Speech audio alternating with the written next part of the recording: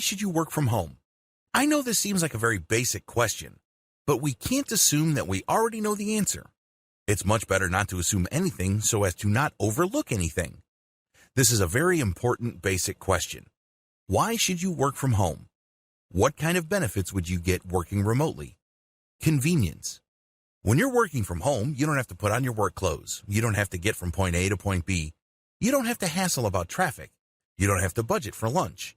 You don't have to deal with office politics. You're just dealing with work in an environment you can control. After all, you're working from the comfort of your home. Also, you save a tremendous amount of money in commutes, in lunches, and all sorts of daily hassles that the daily grind brings to the table. You exercise your brain. There is such a thing as senior citizen brain drain. If you're a baby boomer and you've been working with your brain all these years, when you retire, suddenly, all that brain activity goes off a cliff. Maybe you were upper management in your career. People would come to you for all sorts of hard decisions. Maybe you would process a lot of data. Maybe you were a doctor or a lawyer during your previous career. These involved a lot of reading, analysis, and hard decisions. Well, when you retire, it's very easy for your brain to turn into mush because you just find yourself reading magazines, watching YouTube videos, and essentially giving your brain a pass. Well, when you're doing work for others from the comfort and safety of your home, you get to exercise your brain. Maybe it's not at the same intellectual intensity as before, but you're at least giving your brain something to do. You put yourself in a situation where you can remain intellectually productive and mentally sharp. The best part to all this is that your brain improves or at least maintains its functions when you learn something new. So, if you're going to work from home and you've branched into a new area that is outside your core competencies, you can bet that you are definitely giving your brain a much-needed workout. Don't disregard the money. Depending on how well your retirement has been set up, money may not even be a consideration for you. On the other hand, if you haven't saved much for retirement, money is a big deal. Regardless of how big of a factor money is to you, please understand that working from home can be lucrative. The techniques that I'm going to teach you in this training are going to step you through many different ways of making money on the internet, as well as through hybrid solutions that make online and offline platforms. The bottom line is, depending on how hard you work, depending on the kind of system that you build, and depending on how you invest your time and how your reputation shapes up, you can earn quite a bit of money. In fact, a lot of retirees easily make six figures just working from home. Now, that may not be a big deal to you because if you were particularly successful in your career, six figures is small potatoes. But in many cases, senior citizens working from home who pulled out that much money actually put in very little time. Also factor in the amount of time, focus, and planning that went into producing income. You get flexibility. The great thing about working from home is you get flexibility. Personally, I love this. I have a small boy, and it's really a pleasure seeing him grow up. The great thing about becoming a parent is you get to relive your childhood through the eyes of your child. Whatever issues you may have had with your parents or whatever misgivings you may have had about your own childhood, you have a chance to fix that with the life of your child. It's no surprise that parents love to say that they give their kids the opportunities that they themselves did not have. This doesn't just involve money or the ability to buy certain things. This also involves emotional and intellectual nurturing, sustenance, and cultivation. Also, you get to enjoy a very nice work-life balance when you're working from home. Your work revolves around your schedule, not the other way around. This flexibility enables you to enjoy more of what life has to offer. Working from home gives you a sense of meaning. At the end of the day, what really makes life worth living is not the amount of money we have in the bank. It's not the amount of respect we get from others or the social status we manage to achieve. It goes beyond that. A life worth living really boils down to whether you think that there is a purpose to you living. What's the point of having a lot to live for when you have nothing to live from? It's all about purpose or a sense of meaning. When you work on your own terms, from home, you get that sense of purpose. You get rewarded for being curious. You get rewarded for breaking things up and putting them back together again and piecing the things together and connecting the dots. You ultimately get paid to learn, and it's really nothing short of beautiful when I see senior citizens that I coach professionally for online income generation regain that spark of meaning and purpose. Please understand that during your old career, it's very easy to define yourself based on your job or your title. But when you work from home, you define yourself based on the possibilities of the things you can do, and every time you produce something, you achieve a new level and you explore territory. That's a beautiful thing, because you're celebrating your growth as a human being on so many different levels. Keep the benefits above in mind if you're still on the fence about working from home. Please understand that senior citizens working from home don't just benefit financially from doing so. They stand to gain so much more. Get an online job as a virtual assistant. In the United States and elsewhere, there are huge numbers of companies that are discovering the power of a distributed workforce. Now, a lot of these companies are startups that have a purely online business. Maybe they have online stores, or they offer some sort of software service available through the web. However, interestingly enough, an increasing number of offline businesses are also turning to the internet for specialized virtual assistant services to help them find new customers, take care of digital paperwork, or do some logistical work like managing appointments, researching clients, and similar tasks. Accordingly, there is a strong demand for virtual assistants. Senior citizens can take advantage of this growing demand. This is especially true of individuals who have worked at an office before. Maybe you were an administrator, or maybe you assisted executives, or you just know your way around an office environment. The tasks involved. Virtual assistants usually just handle administrative tasks. This includes answering emails, scheduling appointments, going to travel websites and buying tickets for executives, as well as setting up all sorts of travel arrangements. Essential requirements. In terms of character traits, you need to be able to work under pressure. The pressure normally comes in the form of a deadline. You also have to have solid critical thinking skills, and you have to be a self-starter. This means you don't require somebody to look over your shoulder. Your boss doesn't have to shake your cage so you can get motivated to work. At the very least, you must be able to deliver what's expected of you at the expected time. Finally, you have to have solid English communication skills. This can't be emphasized enough. You have to write and document what you did for your employer. Now, a lot of times, this is taken care of by project management software. You're given a series of assignments and you just plug in what you did and at what time and you are done. Well, it all depends on the setup. Some virtual assistant arrangements are more informal than others, while others require specialized tracking software. In fact, some virtual assistant jobs have a status check software installed on your computer. This enables your employer, with your full legal permission, to check your screen at any given time within the block of time you agreed to work. This will let them know if you're playing online poker or messing around online or actually doing the work they pay you for. Different arrangements. What I would suggest is you try to get a virtual assistant project that pays based on outcome instead of time.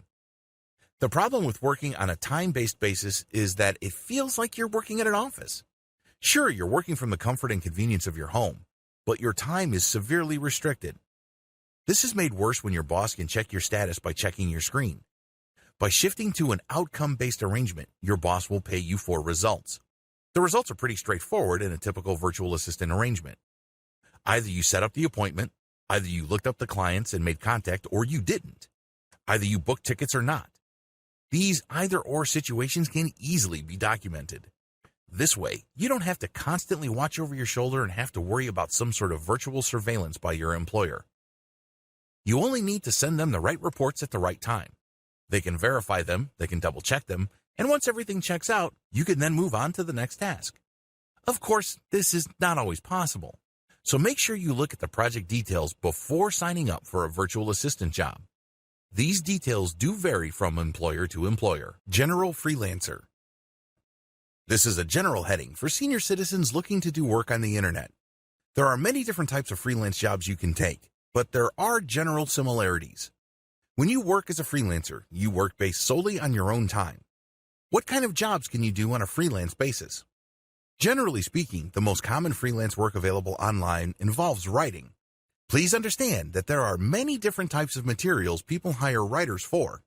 Here's a short list of freelance writer work currently available: academic writing, screenplay, grant proposals, technical specifications, technical manual writing, legal contracts, demand letter or formal legal pleadings, online content, books, novels, personal biographies or memoirs, online guides, business plans, business proposals, service proposals. The list above is just a short list. Let's put it this way: as long as something needs to be written in English, it can be outsourced to you. Requirements. There are no formal education requirements to be an online writer. In fact, I know people who only have a high school diploma and some barely have that diploma who are pulling in 5 figures. The great thing about online writing is it all boils down to the quality of your output. That's all the customer cares about. Other variations. There are many other variations of freelance writing work. You don't necessarily have to write the materials yourself. You can be any of the following: editor, transcriber, proofreader, transcriptionist, ad writer, copywriter, copy reader, project brief writer. As you can tell from the other subsidiary projects above, the writing portion is just a small fraction of the overall project. There are so many variations to writing work, and believe me, the internet will never run out of demand for writers. How come? It all boils down to basic English communication. Companies know that they need to present their ideas in a professional way. They know that they need to be understood effectively and efficiently. This, of course, requires people to communicate effectively. Requirements. You should also invest in Whitesmoke or Grammarly. These are online grammar checkers that will help you clean up your output. I don't care how polished of a writer you think you are. Everybody's got rough edges. Become a blogger. Everybody's got opinions. Everybody's got ideas. The good news is there is a universal market consisting of potentially billions of people. The internet is really a large audience. You may think that you have all these wild and wacky opinions that nobody really takes seriously. That may be true, but it may be the other way. It may well turn out that your opinions, as weird and as awkward you may think they are, might actually appeal to a large number of people. When you publish these materials, you may be in for a pleasant surprise. There may be a lot of people reading your stuff, sharing your stuff on social media, and essentially developing a community around your content. If all this sounds far-fetched to you, don't be so skeptical. This happens all the time. In fact, a lot of online publishers started out this way. They would just share their opinions, or they would share research that they've compiled and put into their own words in their own personal blog. They thought that nothing was going to come of their blog, which was purely a hobby. Well, thanks to social media as well as search engines, these people are making full-time income from their blogs. In fact, a lot of these publishers end up selling their properties for quite a bit of money. $100,000 to $1 million is not unheard of. Excited yet? Follow the tips below to set up your own blog. Pick the right niche. If there's any one piece of advice I can give anybody looking into blogging, it is this: your niche will make or break your blog. Pick the wrong niche and your blog will die. According to the New York Times, over 90% of blogs ever started end up dying. That's how high the blogging failure rate is. A lot of this can be traced to the wrong niche.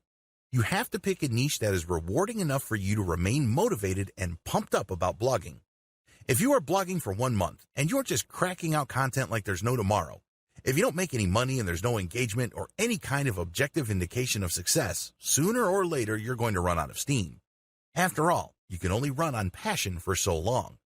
To create a self-sustaining business where you can get the motivation you need to just produce high-quality content and produce these materials over an extended period of time so as to maximize their income potential, you have to pick the right niche. The right niche can be boiled down into the formula below. The right niche equals the topic you're passionate about plus high enough search volume levels. You can get this through Google Keyword Planner tool. Plus high enough commercial value. You can get this with the Google Keyword Planner tool. And manageable levels of competition. You can find this through a simple Google search for your target keywords. Just wrap your mind around the formula above and you will be able to blog successfully. Starting a blog. Starting a blog is actually the easy part. The hard part is picking the right niche. I'm providing you the steps below under the assumption that you already know how to pick the right niche or you have already chosen one. Step 1. Get a hosting domain name and install WordPress. I suggest that you get hosting that allows for a one-click WordPress installation. A lot of people say that you should use free tools like Blogger.com, WordPress.com, or Medium.com. Don't listen to those people. Remember, your blog can make money, but the real payday is when you sell your blog. As I mentioned above, many bloggers sell their blog business for hundreds of thousands of dollars or even north of $1 million. That's how lucrative blogging can be. If you don't believe me, look up the sales of big credit card or personal finance blogs. Those deals can be mind-blowing. Since selling your blog is a future possibility, it doesn't make any sense for you to use a platform like Medium.com or Blogger.com. You don't own the platform, and ultimately you don't own that property. Host your own blogs using your own hosting subscription on your own domain name and run your blog through WordPress. Step number 2, pick the right name. Pick a blog name that really encapsulates the value your blog brings to the table. Step number 3, customize your blog. Make sure that your blog reflects your brand. Step number 4, create winning content. By winning content, I'm talking about content that is recommended by tools like BuzzSumo.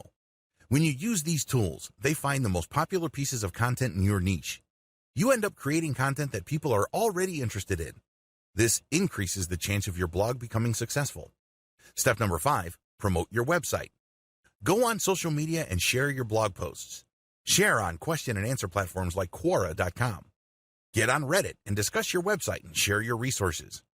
Make it a point to devote several hours every month to this until you get a steady flow of traffic. Eventually, you can stop promoting because your blog would have gathered enough attraction so that its own readers would be sharing your blog content. Step number 6, monetize. This shouldn't be number 1 on your agenda, but it should still be part of the picture. Once you get enough traffic, look to turning that traffic into money. You can put ads that pay you pay per click, or you can sell your own products, or you can put ads that pay for every single email captured. Whatever the case may be, you eventually start making money, but you should focus first on making your blog popular. Translator. Senior citizens who know a second language or who are good in multiple languages can easily hire themselves out as online translators. There are lots of online translator programs available to senior citizens. Given the random nature of human languages, a simple mechanical one-to-one translation service like Google Translate is simply not going to cut it. There will be a lot of nuances left out. In fact, in many cases, a simply mechanical translation leaves out context, and this might produce the wrong effect. As you probably already know, context is everything. How to make even more money with translation. If you, for example, were a doctor or a nurse, you can translate medical documents, and these can pay more. Similarly, if you were a lawyer before in your old career, you can translate legal documents, and this can fetch quite a bit of money. Business consulting. If you were instrumental in growing a company in whatever capacity, you can choose to become a business consultant. Business consultants earn quite a bit of money because people are looking for their experience. You can give out advice. You can start up through crucial stages of its development. You can offer coaching services. There are so many ways you can offer your business consultant services. It all boils down to how much knowledge you have. Freelance versus publishers. The big factor to consider if you're thinking of becoming an online business consultant really boils down to delivery. Usually when people think of consulting, they think of somebody who physically shows up, talks to certain people, and then comes up with some sort of report. The company is supposed to read through this report and change their business practices based on the recommendations. Online business consulting is slightly different. Basically, you send out questionnaires and you then come up with a final report which you email to your client. But that's just one way of doing things. That is the one-to-one type of consulting.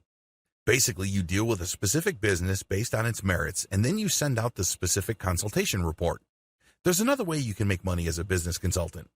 You can basically have people fill out the same questionnaire, but depending on their answers, you can send out canned or pre-written recommendations. The great thing about this is you work once, but you make money many times over. How come? You wrote the recommendations once. The only work that you're doing is to read the questionnaire and see which type of report to send to which client. The drawbacks of one-to-one consultation. It's very easy to think that the best way to become a business consultant is for people to get in touch with you via Skype and you just talk to them. The better approach would be to just come up with a canned or pre-recorded or pre-written product that governs many different common issues. You then send it out, and then the customer can customize their implementation of your advice. You can then set up a one-to-one consultation for something more specific. This enables you to make more money, and it also helps you qualify your customer base. Bookkeeper or tax accountant. If you have a specialized knowledge regarding accounting, or you were a CPA or a bookkeeper before, you can work from home offering this type of service. Basically, people need bookkeepers, and unfortunately, nearby bookkeepers cost a lot of money. Also, this type of service can easily be done online. You just send out digital packages. As long as you have the skills to do this, you can provide it through the internet. 2 models. There are 2 service provision models for people looking to become online bookkeepers or tax accountants. Use an agency or provide it directly yourself. Going through an agency. The great thing about becoming part of an online bookkeeping or accounting agency is that you don't have to worry about where your next project's going to come from. They do promotions and they basically will market themselves, so they get a steady stream of clients for you. The downside to working with an agency is that a significant chunk of your income will go to the agency. Going your own way. The great thing about offering your own tax accounting and bookkeeping service directly to the general public is the fact that you don't have to split your fee with anybody. The downside to this is that you have to know online marketing well for you to earn using this technique. Otherwise, it's going to be tough for you to earn money as a tax accountant or bookkeeper. You have to have the right marketing skills to make this happen. See the marketing section later in this training. Online tutor or teacher. There are many disciplines requiring tutorial assistance. Generally speaking, these boil down to science, math, and English. If you are good with written English or spoken English, you can become an online tutor. 2 types of tutoring platforms. If you're looking to tutor people through the internet, please understand that there's really only 2 platforms for this. You have to choose wisely, otherwise you might not make much money as an online tutor. Type number 1, go through an online agency. The great thing about signing up for an online tutoring agency is that they will find clients for you. You don't have to worry about finding a student. Your main worry is to get accepted into an online tutoring platform. Type number 2, go your own way. The alternative to using an agency is to go your own way. In other words, you put up your own website and you market your online teaching and tutoring services directly. The great thing about this approach is you get to charge more money. Remember, when you're using any kind of agency, you are splitting the fee with the agency. Unfortunately, in an agency environment, they set the fee. If the fee is very low so as to make their services more affordable, guess who takes the hit? That's right, you do. So when you market directly to your potential students, you earn more money and you keep more money. Another advantage is you don't have to worry about personality and temperament issues because ultimately you either convince the student to hire you or you don't. You don't have to go through some sort of bureaucracy or attitude test. The downside to going your own way is that you have to know how to market online. You may have to spend a lot of money on Facebook ads and Google search ads to get customers. If you don't know what you're doing with online marketing, you might end up paying too much money only to have very little to show for it. Become an online seller. Online commerce is here and is here to stay. It's getting larger and larger. Wouldn't you want to get a nice piece of that pie? The problem with online selling. The problem with most online sellers is that they think they have to do all sorts of things to sell online. This means they have to hang on to inventory, prepay for it, store it in a warehouse, physically handle the stock, deal with returns, refunds, and all sorts of customer support headaches. On top of all this, they face a tremendous amount of competition regardless of their niche. It is no surprise that initial adopters of online stores or early online store builders tended to fail. Fast forward to today. Now, more online sellers are making money reliably, predictably, and profitably. What changed? 2 words: dropshipping. Dropshipping explained. Dropshipping is a fulfillment method. Basically, you put up a website to attract traffic and buyers from the internet. They can find you through search engines or social media. When they find your store, they can see your products. If they like a product, they can click a button to order it. When that happens, it triggers software that orders from your supplier. Normally, this is a Chinese supplier from places like AliExpress. The customer doesn't see any of this. Instead, they make a payment at your website and start to wait for the product they ordered. Your website, on the other hand, automatically places their order to your supplier in China. The Chinese supplier then ships the order directly to your customer. It doesn't even pass through your hands. How nifty is that? You don't have to worry about warehousing, inventory handling, or most other fulfillment headaches. If there are any problems, exchanges and refunds are very easy. How come? Normally, the difference between the price drop shippers charge to customers in the United States and Canada is so big that they can absorb quite a bit of losses. How to get started as an online seller. There are 2 ways you can set up an online store. You can use a dedicated store using WordPress and WooCommerce. You can use a plugin to import products from your supplier at AliExpress. Personally, I would use a simpler option. I would use Shopify. Shopify is awesome because all the hosting is taken care of. You don't have to host your own online store. You can bet that its hosting infrastructure is safe and powerful. You don't have to worry about your website going offline. Also, Shopify supports all sorts of plugins, the most important being Oberlo. Oberlo works closely with AliExpress. So, when you do a search on Oberlo, You can find all sorts of products on AliExpress. Just select them with your browser and Overlow will automatically populate your Shopify store with these products. Also, Overlow will automate the ordering system. This is what sealed the deal for me. When somebody goes to my store and buys a product, the payment is processed through Shopify and my PayPal account is credited. At the same time, Overlow will take the order details of that transaction and send it automatically to my source at AliExpress. My PayPal is then automatically charged, and I keep the difference. Virtual juror. In high-stakes litigation, lawyers really are not in a position to leave anything to chance. They'd rather present their cases to people that match the profile of the jury pool in their jurisdiction. You have to fill out an online survey to see your personal profile. And if you get picked for that online jury pool, you get paid as an online juror. You basically just listen to the arguments of the lawyers, you look at the evidence presented, and then you render your opinion. In many cases, you are asked to explain why you decided the way you decided. This is then recorded by the online juror company and presented as a report to the litigators involved. The law firms will then look at the profile of different types of jurors so they can use them as a way to guide them in picking out the proper jury composition in their lawsuit. In other words, by going through an online juror system, they can get a good idea as to which jurors to select so as to maximize their chances of success. On the other hand, if the online jurors uniformly or almost universally decide for the plaintiff or the defendant, the law firm might decide to just settle the case. No matter how you cut it, your job as an online or virtual juror is actually very important. It can save companies a lot of money. It can also save plaintiffs a lot of hassle. Other work-from-home opportunities. If you want to work at home, there are many different options available to you that can involve a hybrid of online visibility and offline work. What follows is just a general sampling of this type of hybrid opportunity. Keep in mind that these opportunities require real work. You have to physically be somewhere. You're basically back to active income in the sense that you are trading in your time for money. The only online dimension to this is that people will find out about your service through the internet. Catering, baking, and cooking. If you have a Facebook account, you can use Facebook to offer catering services. Facebook is geared towards local businesses. So when people look for local catering and baking or cooking services, they can find your business. You can sell prepackaged meals that you prepared in advance, or you can rent yourself out as an on-site chef or cook. If you're going to go into this kind of business, make sure you look for competitive pricing. Childcare. You can offer childcare services out of your home. However, make sure you comply with local licensing rules. There are also potential insurance bond issues that you need to comply with. Care for pets. You can also set up your home as some sort of doggy hotel. There is a tremendous amount of demand for this type of service. You can also walk people's dogs for them or otherwise take care of their pets as a pet sitter. You can advertise these services on places like Craigslist. Depending on your jurisdiction, you might have to get a permit and insurance. You also might have to get certain modifications to your premises built. Handicrafts, painting, and music. If you are in any way creative, you can just create music or graphic arts packages and sell these online.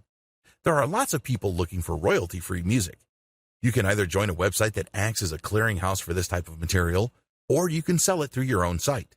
Mechanic services. If you love cars, you can advertise on Craigslist to be a drop-in mechanic. Now, please understand that people would pay good money for this because you are actually visiting them and doing repair work on their car. The same possible legal issues of pet sitting apply here as well. Gardening services. You can offer informal gardening services through the internet. There are a lot of people who need certain plants trimmed or their lawns mowed. This can be lucrative, but your service page has to be very visible online. Where to get online jobs? Assuming that you want to become a virtual assistant, or you want to work as an online tutor or perform any kind of work that can be done online for clients, you really only have 3 major sources of these types of jobs. Please understand that these are categorical sources, meaning there are many different variations to these, but ultimately this is how they operate. Your 3 choices are going your own way, micro-sourcing platforms, or job matching platforms. Method number 1, going your own way. When you go your own way, you're basically selling your services through your website. Maybe your website is just a page on blogger.com or medium.com. It's still an online service page. Obviously, you should adopt the most professional-looking online presence.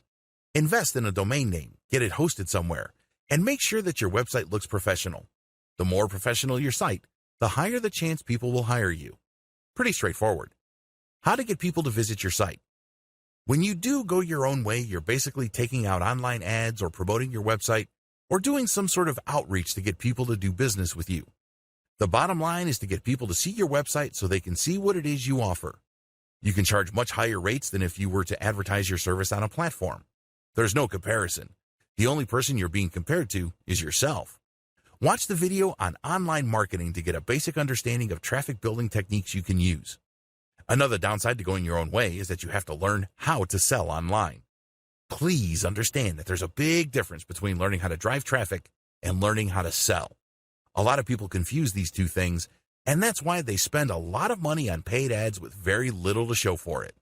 You also have to set up a web presence that can convert traffic into sales. This is not as easy as you think because it takes quite a bit of time and attention to detail, but it can be done. Method number 2, micro-sourcing platforms.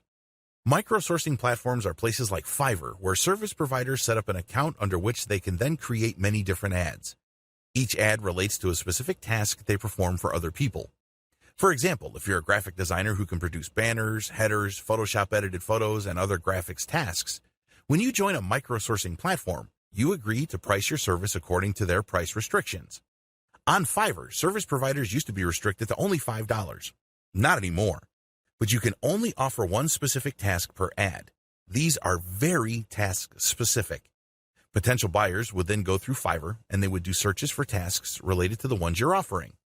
The big advantage of micro-sourcing platforms like Mechanical Turk, Fiverr, or Micro Workers is that they're job-specific. There's no guesswork as to the kind of task you are expected to perform. The downside to micro-sourcing platforms is that the competition is so intense that it's normally a race to the bottom. These task platforms or micro-sourcing websites are very price-sensitive, so make sure that you only offer services that you can earn good money from. This means you should offer specialized services. Method number 3, job matching platform. A job matching platform flips the script of micro-sourcing. With micro-sourcing sites, clients basically have to select among ads posted by the service providers. With job matching platforms, it's the other way around. The clients will post the details for their project, and then the service providers would bid for that project. The big advantage of these platforms is that the client has a lot more control. The client can specify certain types of skills, they can dictate certain outcomes, and they can select among the pool of potential contractor bidders. The big disadvantage of job matching platforms is that service providers are forced to compete. A lot of people posting specialized jobs on job matching platforms expect to pay $1 for a Ferrari. The good news is that if you specialize and have a solid track record, you can still do well on this type of freelancing platform. Conclusion. Working after retirement can provide great opportunities to work on your own terms. Companies appreciate the value older workers bring to the table. There are many ways you can work online. You can work on your own terms. You can work on your own schedule, because the internet has just made remote work so much more flexible and lucrative. You can also look into building passive income systems. If you are sick and tired of having to actively work for your money, creating online passive income through online publishing and other methods is definitely a great option. With that said, use the information above to zero in on remote income options that make the most sense in your situation. You can take a long, hard look at your personal circumstances and look for the right fit. Just because other people are doing it and generating good results, it doesn't necessarily mean that it would be right for you. You have to look at the totality of the situation. Make sure that everything fits just right so you can take advantage of the right opportunities and produce the right outcome. The best part? You got to learn something new. Just because you're a little older doesn't necessarily mean you have to be old. People become old when they shut their minds to new possibilities. People become old when they refuse to learn. People become old when they become stubborn and insist on hanging on to what they think they know. When you put yourself out there as an online worker, you basically get paid to learn. You basically get paid to push out of your mental and emotional comfort zone, and things become possible. You start looking at the world with a tremendous amount of possibility and a sense of adventure.